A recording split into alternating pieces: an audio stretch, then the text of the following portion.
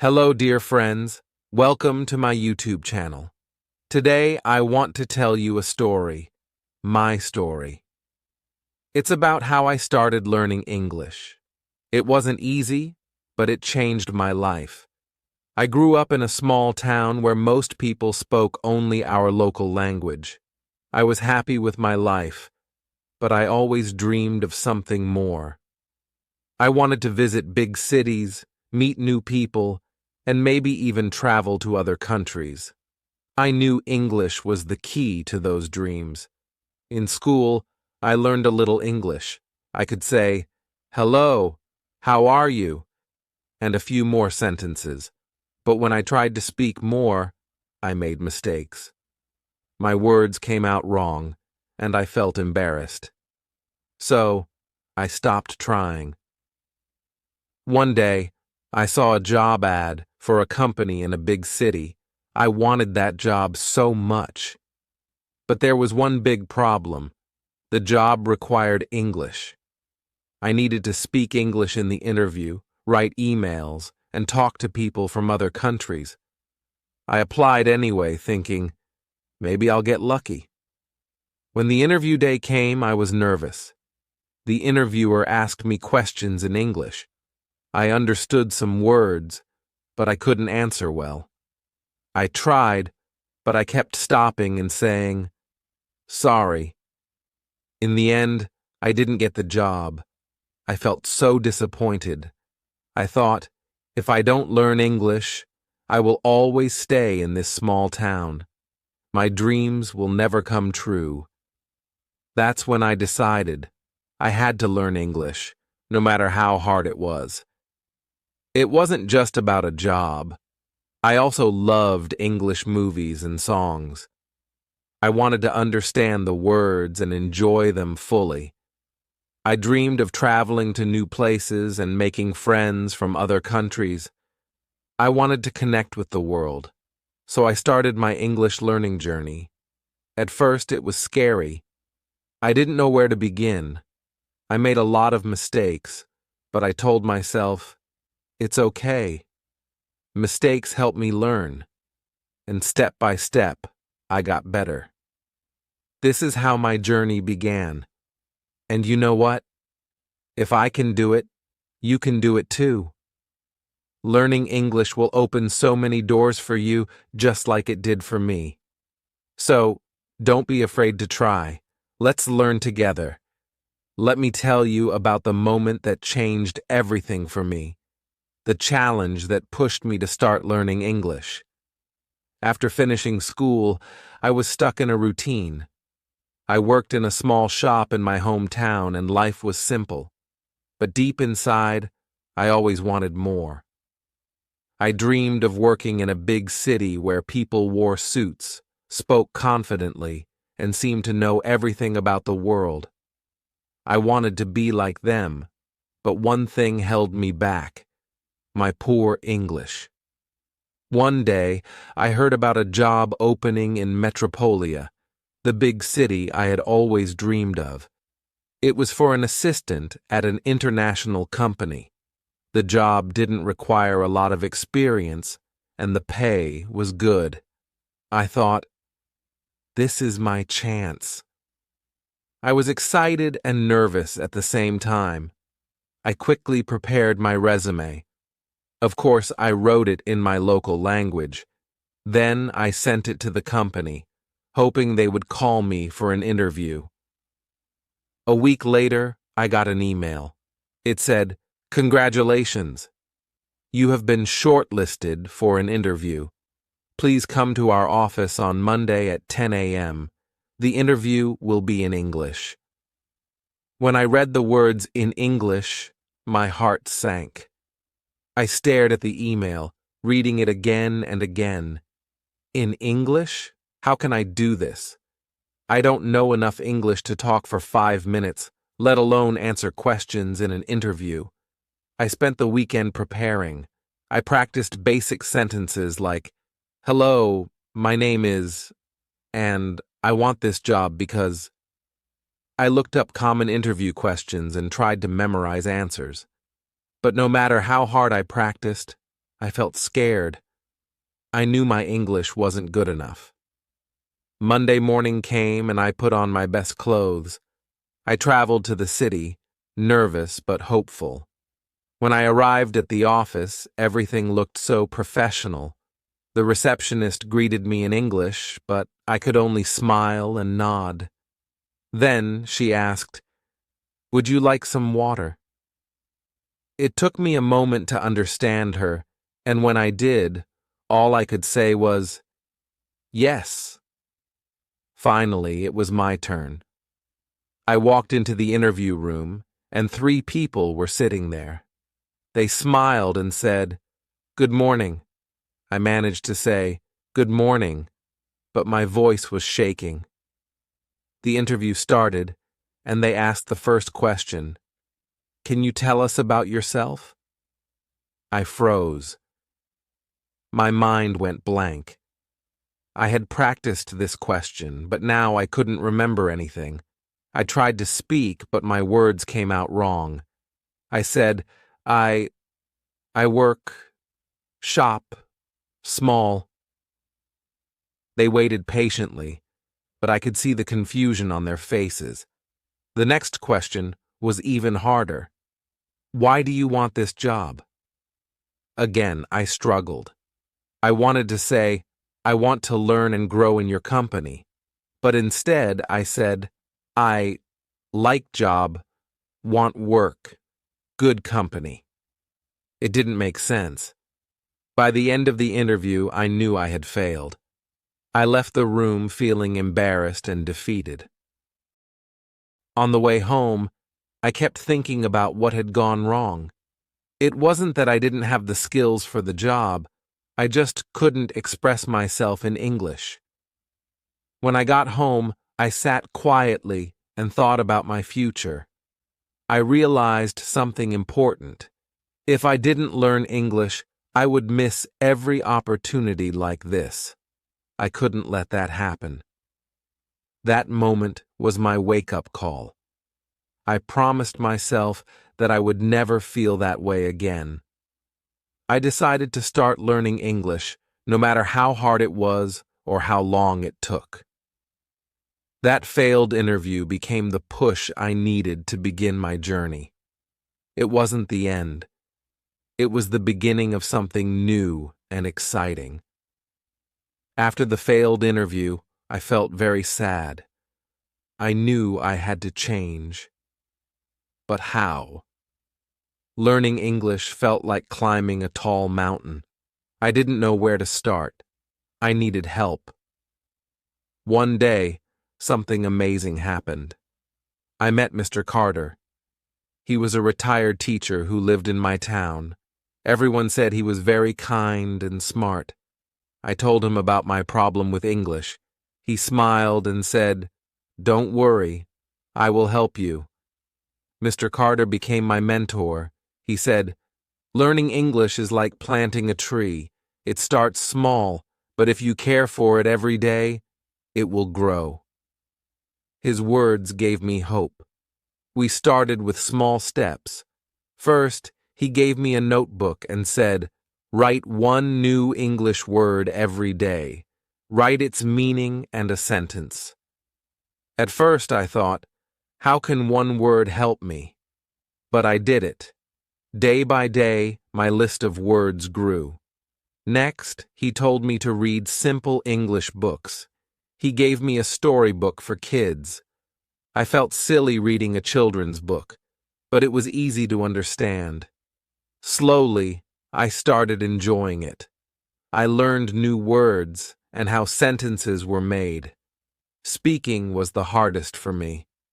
I was shy and afraid of making mistakes. Mr. Carter said, "It's okay to make mistakes. That's how we learn." He taught me simple sentences like, "I am going to the market," or "This is my book." We practiced every day. One day I had a small victory. I went to a coffee shop and ordered in English. "I want a coffee, please," I said.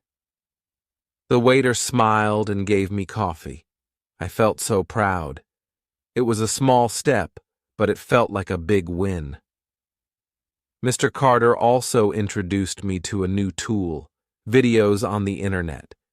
He showed me English lessons and songs with subtitles. At first, it was hard to understand, but I watched them again and again. Slowly, I started understanding more. I remember one special moment. I watched an English movie without subtitles. I didn't understand everything, but I could follow the story. I was so happy. I thought, wow, I am really learning. Of course, there were struggles too. Sometimes I felt stuck. Some words were too hard and grammar confused me. I wanted to give up many times, but Mr. Carter always said, "Don't stop. Keep going." His words gave me strength. With every small victory, my confidence grew. I realized that learning English was not impossible. It just needed patience, practice, and a little help. Mr. Carter changed my life. He was not just a mentor, he became my friend and guide. This was my turning point. I stopped being afraid of English. Instead, I started enjoying it. It was the start of a new and exciting chapter in my life. The turning point with Mr. Carter was just the beginning of my journey. Now, I had to learn English every day, step by step. It wasn't easy, but I was determined. I needed to find the best ways to improve, so I started exploring different strategies to learn English. First, I began reading more. I remembered Mr. Carter's advice. Read every day, even if it's just for a few minutes. I picked up simple English books, starting with children's books because they were easy to understand. At first, the words felt strange, and I had to look up many of them in the dictionary. But I didn't stop. Each day I read a little more. Slowly, the words became familiar. One day, I picked up a book that seemed harder than the others. It was a story about a boy who traveled to different countries. I didn't know all the words, but I could guess their meanings from the context. I was so proud when I finished the first chapter. Even though it was slow, I could see myself improving. The next strategy I used was watching movies. I always loved watching movies in my language, but I had never tried watching them in English before. Mr. Carter suggested that I watch English movies with subtitles. I started with simple ones like cartoons and family movies. The subtitles helped me understand the story, and I could hear how people actually spoke. At first, it was difficult. I didn't understand some words or phrases.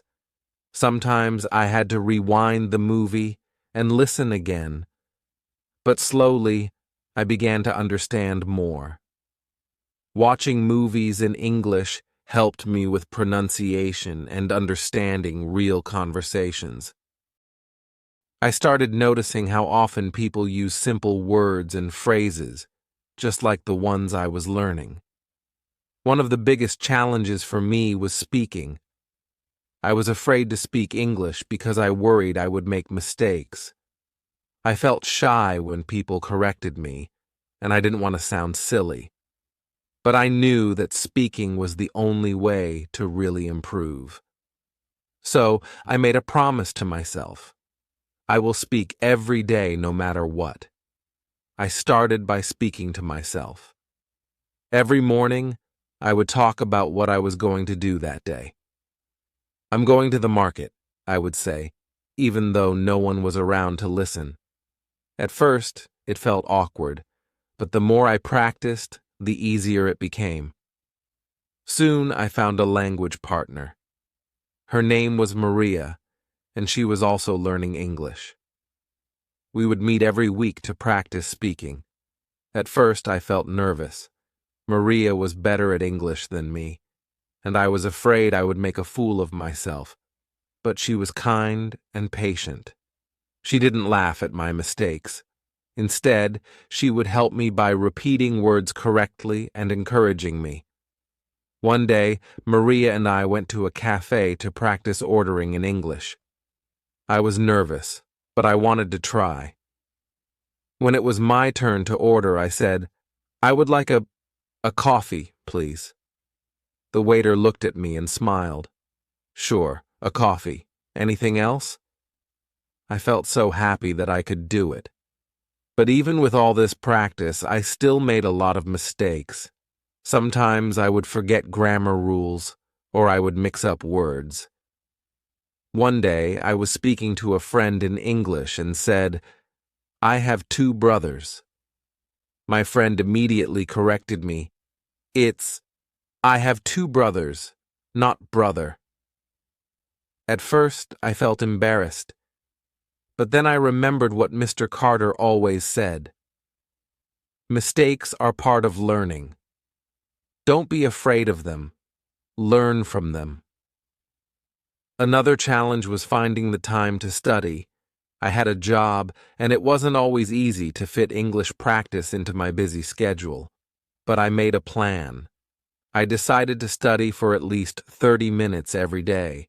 Some days I only had time to read a few pages of a book or watch a short video, but I made sure to practice something every day. Little by little, I saw my progress. I also joined an online English class. It was a small group of students, and we would meet once a week for an hour. The teacher gave us lessons on grammar, vocabulary, and speaking. Sometimes I didn't understand everything, but the teacher was always patient. She would explain things in simple words, and if I had a question, she would always take the time to answer. One of the most helpful things I learned in class was how to use grammar correctly. For example, I learned the difference between "I am going" and "I go."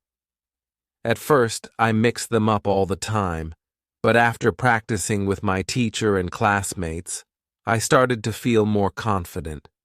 There were times when I felt tired or frustrated. Learning a new language is hard, and I had moments when I thought about giving up. But I remembered my goal. I want to speak English well. I want to travel. I want to have a better life. And every time I felt like quitting, I would remind myself of how far I had come. One day, something amazing happened. I had a conversation with a tourist from another country at the market. He asked me where he could find some fruit, and I understood him perfectly. I was able to answer him in English, and we even talked for a few minutes. It wasn't a long conversation, but it felt like a huge victory for me. I realized that all my hard work was paying off. The learning process wasn't easy, but with each small victory, I felt more confident. I was starting to see English not as a mountain to climb, but as a tool to help me achieve my dreams. There were still challenges, but I was no longer afraid of making mistakes. I knew that every mistake was just a part of my learning journey. And every day, I was getting a little bit better. After months of hard work, mistakes, and small victories, I started to see the change in myself. The days when I struggled to remember words or felt too shy to speak seemed like a distant memory. Little by little, English was becoming a part of my life, and the most amazing thing was that I could now see the results of all my efforts. I was starting to achieve the things I had once only dreamed about. One of the first big successes I experienced was when I gave my first public presentation in English. I remember how nervous I felt when my boss asked me to present at a team meeting. I had never spoken in front of a large group in English before. My heart raced as the meeting day approached. I kept thinking, what if I forget my words? What if I can't explain myself? What if they don't understand me? The thoughts were endless, but I knew I had to face my fear. For weeks leading up to the presentation, I practiced every single day. I wrote out my speech, rehearsed in front of a mirror, and recorded myself speaking. I played it back over and over to catch any mistakes. Mr. Carter had once told me, "The key to success is practice, and practice doesn't make perfect, but it makes progress." Those words stuck with me, and I decided to give it my best shot, no matter how scared I felt. When the day of the presentation finally arrived, my palms were sweaty and my voice felt shaky. But I walked up to the front of the room, took a deep breath, and began. I spoke slowly, carefully choosing my words. And then, something amazing happened. I didn't feel the panic that I had expected. I remembered the tips Mr. Carter had given me. Don't rush. Take your time. Speak clearly. If you make a mistake, it's okay. I looked at the faces in the room, and they were nodding, listening carefully. I kept going, one sentence after another, until the end. When I finished, I was surprised to hear the applause. I had done it. I had completed my first English presentation. It wasn't perfect, but it didn't matter. The people in the room understood me, and I had been able to communicate my ideas successfully. That moment felt like a huge victory, a clear sign that all my hard work was paying off. After the presentation, my colleagues came up to me to say how well I had done. One of them said, "I can't believe how much your English has improved. You speak so clearly now." I felt proud and happy. I realized that my journey wasn't just about learning words or grammar. It was about gaining the confidence to express myself in a new language. Another moment of success came when I traveled to an English-speaking country for the first time. I had always wanted to visit London, and now, thanks to my English skills, the idea didn't scare me anymore. I had prepared myself by reading travel blogs, watching videos, and practicing common phrases. Still, I wasn't sure how I would handle real-life situations. What if I couldn't understand the accent? What if I got lost?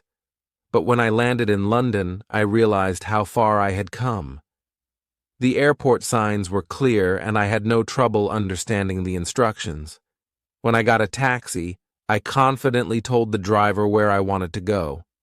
Even when I had to ask for directions in the city, I was able to communicate easily. I remember asking a woman for help finding a restaurant, and she gave me directions in simple English. I understood everything, and I was able to say, "Thank you," without feeling nervous. As I explored the city, I kept noticing how comfortable I felt using English in real situations.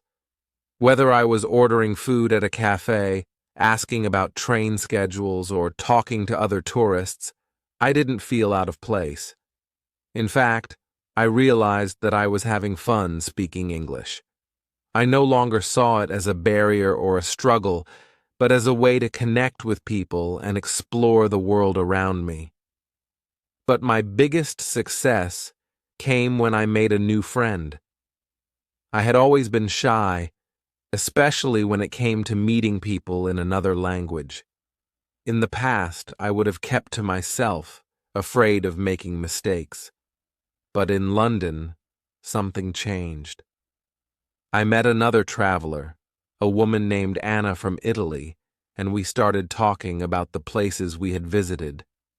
I was surprised at how easily the conversation flowed.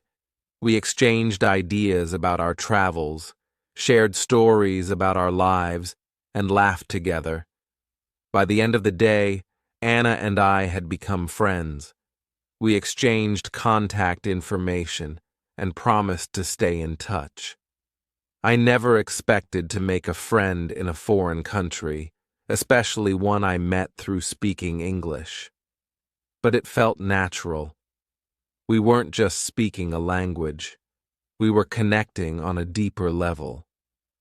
I realized that the success wasn't just about speaking English perfectly. It was about building relationships and creating meaningful experiences with others. Back home, I noticed more and more people approaching me at work to ask for help in English. Some were colleagues from other countries who wanted to practice, and others were students who were just beginning their English journey. It felt amazing to be the one who could help others, just like Mr. Carter had helped me. I began to feel more confident not only in my own ability to speak English, but also in my ability to teach others. Looking back, it's incredible to see how far I've come. The shy person who struggled to speak a single sentence now had the confidence to give presentations, travel the world, and build friendships in a language that once felt impossible to learn. Each small step, every moment of practice, and each mistake I made brought me closer to the person I am today. I had a moment recently that made me stop and smile. I was sitting at a cafe with a group of friends, talking in English, laughing and sharing stories. I had no fear. I wasn't thinking about my grammar or pronunciation. I was just enjoying the moment and the people around me. And in that moment, I realized that success wasn't just about speaking English perfectly. It was about living the life I always dreamed of. It was about connecting with others and truly understanding the world around me. This was the success I had worked so hard for, and it felt incredible. I wasn't just learning English anymore. I was living it. Looking back on everything I've been through in my English learning journey, I can't help but feel a deep sense of gratitude. Learning English has completely changed my life in ways I never imagined. It wasn't just about learning a new language. It was about changing the way I see the world and myself. When I first started, I was full of doubts and fears. I was afraid of making mistakes, afraid that I wouldn't be able to communicate the way I wanted to. But as I continued to learn, practice, and push through the challenges, I began to realize something incredible. Every mistake was a step toward success. At first, those mistakes felt like obstacles, but over time, they became the foundation of my progress. Now, I see them as small victories that helped me grow stronger and more confident. Learning English has opened so many doors for me. I've been able to travel and experience new cultures in a way I couldn't have before. I've met people from all over the world and created friendships that I cherish. I've gained the confidence to speak in public, to share my ideas, and to express myself clearly in a way I never could before. I no longer feel limited by language barriers. English has given me the freedom to connect with people, to learn and to grow, both personally and professionally. But perhaps the most important change has been in my own self-confidence. When I first started learning English, I didn't believe in myself. I wasn't sure I could do it. But now, looking back, I see how much I've achieved. I see how much I've changed. The fear that once held me back is gone, replaced with the belief that I can accomplish anything I set my mind to. English didn't just teach me a language, it taught me to believe in myself. As I share this story with you, I want you to remember one thing. You can do it. If I can learn English, so can you. The road may be long, and the challenges may seem overwhelming at times, but every step you take brings you closer to your goal. And each time you make a mistake, celebrate it. It's proof that you are moving forward. Don't be afraid to take that first step. Don't be afraid to speak, even if you're not perfect. The most important thing is to start. The rest will follow. Whether you want to improve your job prospects, connect with people from around the world, or simply experience the joy of learning, English can take you there. You have the power to change your life, just as I did. So, take a deep breath, embrace the journey, and believe in your ability to succeed. Your English learning adventure is waiting for you, and it's going to be worth every moment. Good luck. You've got this.